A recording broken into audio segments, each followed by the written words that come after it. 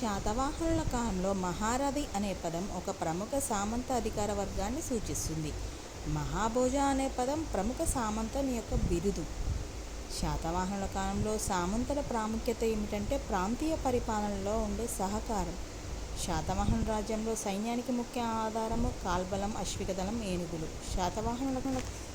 శాతవాహనుల కాలంలో గుర్రాలను సైనిక అవసరాలకు ఉపయోగించేవారు. శాతవాహనుల కాలంలో ఏనుగులను యుద్ధాలకు ఉపయోగించేవారు.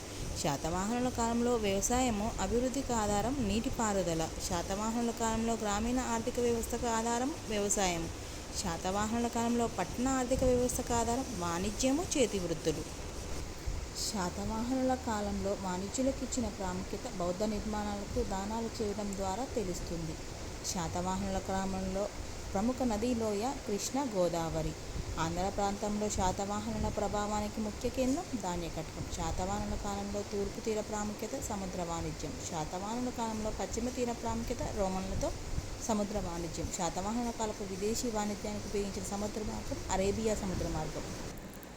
రోమన్లతో వాణిజ్యానికి ప్రధాన ఆకర్షణగా భారతీయ వస్తువులు ఉండేవి. వాణిజ్య మార్గాల్లో నాణేఘట్ ప్రాముఖ్యత పశ్చిమ దక్కన్ను తీర ప్రాంతాలతో కలపటం. శాతవాహన కాలపు గుహదానాల్లో ముఖ్య దాతలు వ్యాపారులు.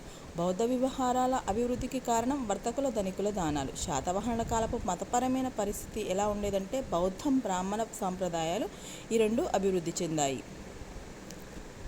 శాతవాహనుల కాలంలో వైదిక యాగాల ఆధారం నాణేఘట్ శాసనం. మొదటి శాతకర్ణి భార్య నాగాని యొక్క ప్రాముఖ్యత రాజకుటుంబ చరిత్రకు శాసన ఆధారం.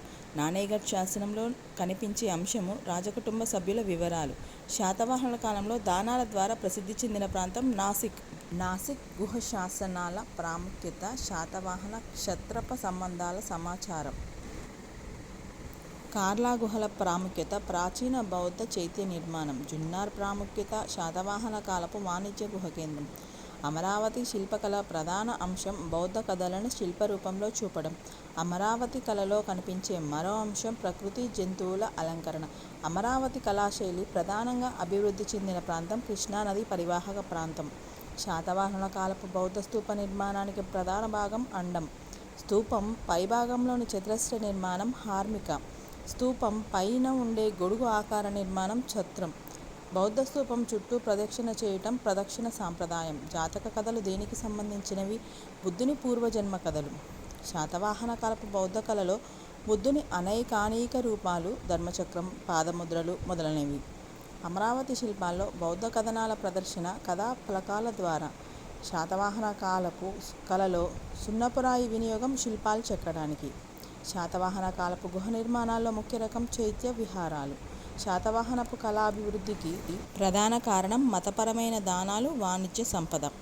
శాతవాహనుల కాలంలో సాహిత్యానికి ప్రధాన భాష ప్రాకృతం. హలుడి గాథ సప్తశతి ప్రధానంగా ఏ విషయాలను ప్రతిబింబిస్తుంది? ప్రజల జీవితం, ప్రేమ, గ్రామీణ సంస్కృతి.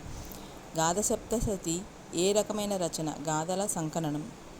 శాతవాహనుల కాలంలో సంస్కృతం పరిస్థితి ప్రాకృతంతో పాటు ఉపయోగంలో ఉంది. శాతవాహనుల కాలపు సాహిత్య ప్రాముఖ్యత ప్రాకృత సాహిత్య అభివృద్ధి. శాతవాహనుల కాలపు సమాజానికి ముఖ్య ఆధారాలు శాసనాలు, నాణాలు, సాహిత్యం. శాతవాహనుల కాలంలో స్త్రీల దానాలకు ఆధారం బౌద్ధ గుహ శాసనాలు. శాతవాహనుల కాలంలో వాణిజ్యవర్గం మతపరంగా చేసిన సేవ స్తూపాలు, విహారాలకు దానాలు.